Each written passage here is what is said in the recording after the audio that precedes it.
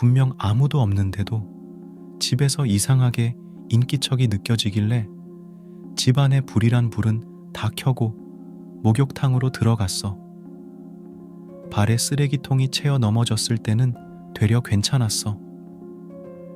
오히려 목욕탕을 나와 불을 켰을 때 벽에 걸려있던 가방이 떨어져서 쫄았다. 오늘도 또 상사에게 야단 맞았다. 직장 동료 사이에서 상당히 평판이 나쁜 대머리다. 날 스토킹하는 범인이 그 녀석이 아닐까. 이런 생각을 하면서 귀가했다. 집이라 해도 거실 플러스 주방, 그리고 침실의 싸구려 아파트, 창문도 거실에 밖에 없다. 뭐 그만큼 싸니까. 현관 열쇠를 열고 들어가 불을 켜곤 깜짝 놀랐다. 거실에 있던 서랍장이 엉망으로 뒤집혀져 있었다. 아, 그러고 보니 아침에 급하게 나온다고 현관문 열쇠 잠그는 걸 잊고 나왔네. 빌어먹을. 창은 전부 제대로 잠겨 있으니 분명 현관으로 들어왔을 것이다. 아, 기분 나빠. 화나. 안 그래도 짜증나는데. 이제 오늘은 지쳤어. 저녁밥은 생각도 없고 경찰에는 내일 신고해야지. 현관문이 잠긴 걸 확인하고 침실로 향했다. 내 방에 혼자 있는데 이상하게 시선이 느껴진다. 가족들이 있는 거실이나 바깥에선 그런 생각이 들지 않는데 방의 책상에 앉아 있으면 반드시 누군가 보고 있단 생각이 든다. 분명 누군가 보고 있단 생각에 책상 앞 창문 커튼을 열고 바깥을 내다보았다. 순간 내 등 뒤로 사람 그림자가 비쳐서 깜짝 놀랐다. 헌데 잘 보니 창문 맞은편에 있는 큰 거울에 내 모습이 비쳐 보이고 있을 뿐이었다. 그렇구나. 평소 느껴지던 시선의 정체는 이거였구나. 나는 안심하고 다시 책상 앞에 앉았다. 7년 정도 전에 할머니가 돌아가셨는데 할머니가 돌아가시고 내 생일이 된 날 PC 사용하던 중 뭔가 등 뒤에 온 듯한 느낌이 들었다. 되돌아보면 사라질 듯 약하지만 분명 뭔가 있다. 알 수 없는 실루엣이 있는 느낌. 눈에 보이진 않았지만 그게 할머니라는 걸 바로 알 수 있었다. 말을 걸거나 손을 대는 것도 아니라 다만 지켜보고 있을 뿐. 아마 내 마지막 생일 축하를 보러 와준 거라 생각한다. 옛날에 한 가족 5명이 있었습니다. 할머니, 손녀, 손주, 엄마, 아빠. 하루는 할머니가 TV로 송금을 어떻게 보는지 배웠습니다. 할머니가 손녀의 생명줄을 보았습니다. 손녀의 생명줄이 너무 짧아서 할머니가 억지로 생명줄을 늘였습니다. 그리고는 몇 년이 지났는데 손주, 아빠, 엄마는 병이 들어서 다 죽고는 할머니와 손녀만 살아남았습니다. 할머니가 궁금해가지고는 절에 가서 스님한테 사정을 얘기하기도 전에 스님이 이 집에 죽어야 되는 사람이 남아있네. 나의 생일날 집에서 파티를 열었지. 집안에서 친구들 모두 모여 기념사진을 찍었는데 이상한 것이 비쳐버렸어. 등 뒤에 장롱에서 하얀 얼굴에 새빨간 눈을 한 낯선 여자가 얼굴을 내밀고 이쪽을 노려보고 있었어. 우리들은 너무나 무서워서 영능력자를 수소문해서 그 사진을 감정받았지. 그랬더니 이 사진에서는 연기가 느껴지지 않는군요. 심령사진이 아닙니다. 라지 뭐야. 에이, 괜히 깜짝 놀랐잖아. 난 또 귀신인 줄 알았네. 다행이다. 뜰에 있는 우물 근처에서 놀고 있었다. 당황해서 급히 데리고 왔다. 영정사진 속에 고모 할머니를 보고 이상한 표정으로 묻는다. 이 할머니 사진만 왜 장식하는 거야? 딸은 모르겠지만 슬픈 질문이다. 할머니는 천국에 가셨어요. 친척 중 누군가가 대답해 주었다.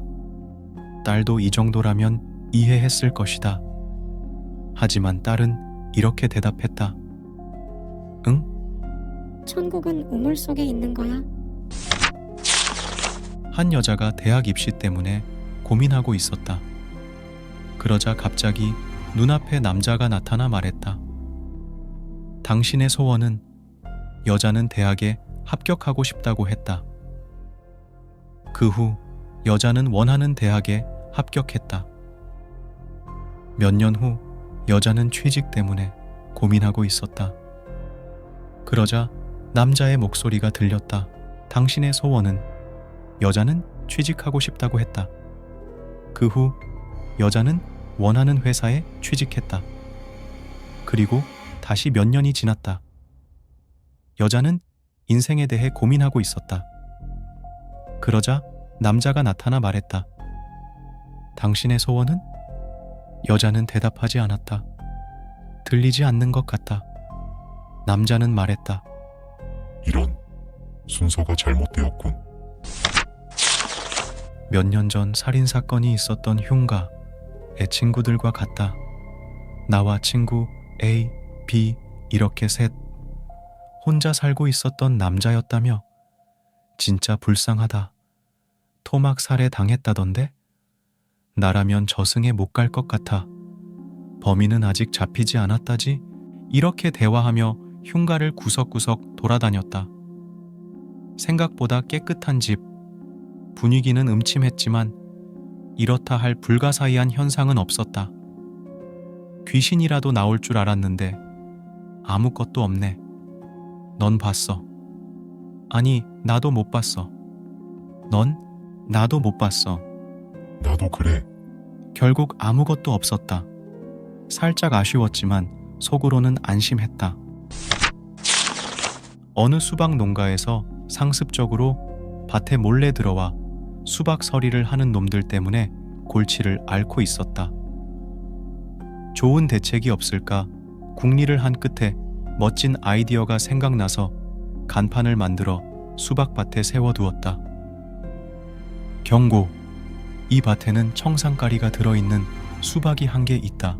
그 다음날 농부가 밭에 나와 수박을 확인하니 하나도 없어진 것 없이 수박은 모두 무사했다. 다만 간판 아래쪽에 한 구절이 덧붙여져 있었다. 지금은 2개. 비 오는 날, 한 남자가 한 손에는 우산을 쓰고 한 손으론 7살 난 여자아이를 업고 숲속 깊은 곳으로 가고 있었습니다. 여자아이는 빗물이 다 묻잖아 추워 하며 울기 시작했습니다. 남자가 말했습니다. 돌아올 때는 등이 젖겠군. 한 여자가 밤에 길을 걷고 있었다. 뒤에서 남자 2명이 쫓아왔다. 여자는 조금만 있으면 골목길로 들어가야 하기에 너무 무서워서 빨리 걷고 있는데 한 남자가 여자가 밤에 혼자 다니면 안 된다 라고 말하면서 같이 집에 데려다 주었다. 같이 가고 집에 들어갔는데 여자는 이 남자가 너무 마음에 들었다. 대문 밑으로 잘 가나 하고 봤는데 그 데려다 준 남자가 대문 밑으로 쳐다보고 있었다. 집에 들어가는 길에 뺑소니를 당해 입원했다. 다행히 심한 부상은 아니어서 퇴원 후 통원 치료 받기로 했다. 퇴원하고 집에 돌아오니 친한 친구가 왔다. 병원에 병문안 가지 못해서 미안하다. 괜찮아. 신경 쓰지 마. 범인 얼굴은 봤어? 아니, 갑자기 당해서 못 봤어. 그래? 그렇군. 너도 조심해라. 사고 당하는 거 한순간이더라. 그래, 난 이제 돌아갈게. 다음엔 진짜로 병문안으로 올게. 응, 와줘서 고맙다. 회식에 참가한 그 남자는 꽤 취했다. 똑바로 걷기 힘들 정도로 취했지만 어떻게든 무사히 집에는 도착할 수 있었다. 너무 피곤했기에 서둘러 자려고 우선 샤워실에 가서 컵에 물을 담고 칫솔에 치약을 묻혀 이빨을 닦기 시작했다. 잠시 후 남자는 입에서 피가 나오는 것을 눈치챘다. 하지만 평소 잇몸이 약한 편이었던 그는 이빨을 닦는 도중에 피가 나오는 것 따위는 흔한 일이었으므로 신경 쓰지 않고 계속 닦았다. 그런데 세면대에 면도기가 어디로 갔는지 안 보인다. 남편이 한 달 전부터 매일 같은 꿈을 꾼다고 토로했다.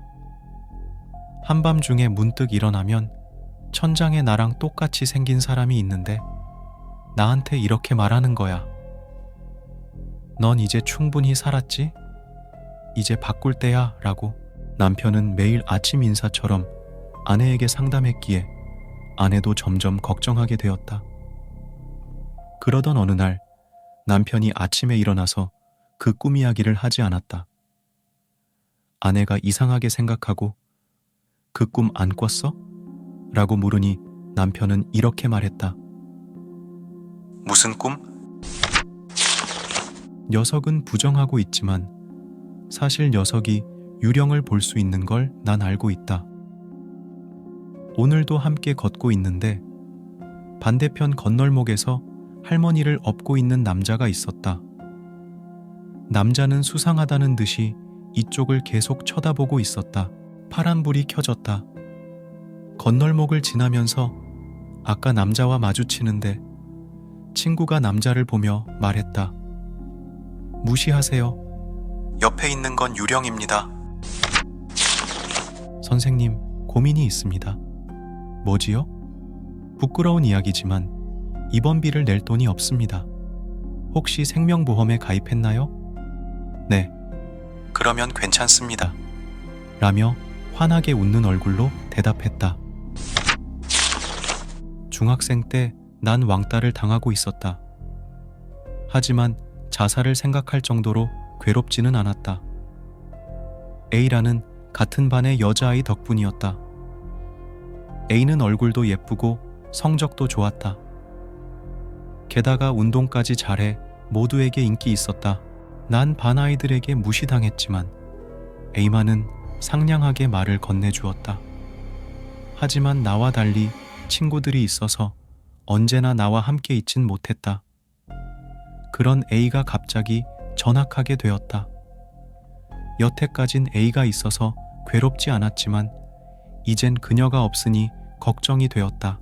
하지만 A가 전학 가고 나자 반 아이들과 친하게 지낼 수 있었다. 아마 A가 모두들에게 나와 친하게 지내달라고 부탁하지 않았을까. 어른이 된 지금도 그녀에겐 감사하고 있다. 간만에 순수한 동심의 세계로 돌아갔는지 나는 돋보기를 가지고 놀고 있다. 그러다가 저 앞 복도를 돋보기에 비춰보았다. 어떤 여자가 똑바로 걸어오고 있었다. 나는 왠지 배가 고파져서 밥을 먹으러 들어갔다. 한참을 밥을 먹다가 뒤늦게 생각났다. 그 여자 뭐지? 저녁 무렵 공원에서 흙장난을 하고 있는 아이가 있었습니다. 아이의 어머니는 늙은 호라비와 재혼한 젊고 예쁜 계모였지만 항상 친절하고 밝은 웃음이 아름다워서 아이는 어머니를 잘 따랐습니다. 어머니는 저녁 식사 준비도 해야 했고 여러 가지로 바쁘기 때문에 빨리 집에 돌아가고 싶었습니다. 이제 돌아가자. 네. 그런데 계속 흙장난하고 싶어요. 바쁘기 때문에 안 돼. 빨리 끝내. 벌써 시간이 이렇게 되었잖아. 이제 곧 어두워져. 에이, 엄마도 아빠가 없어진 날 밤에는 늦게까지 흙장난했잖아. 어머나, 봤어요? 그러면 나는 오늘 밤도 흙장난 하지 않으면 안 되겠네.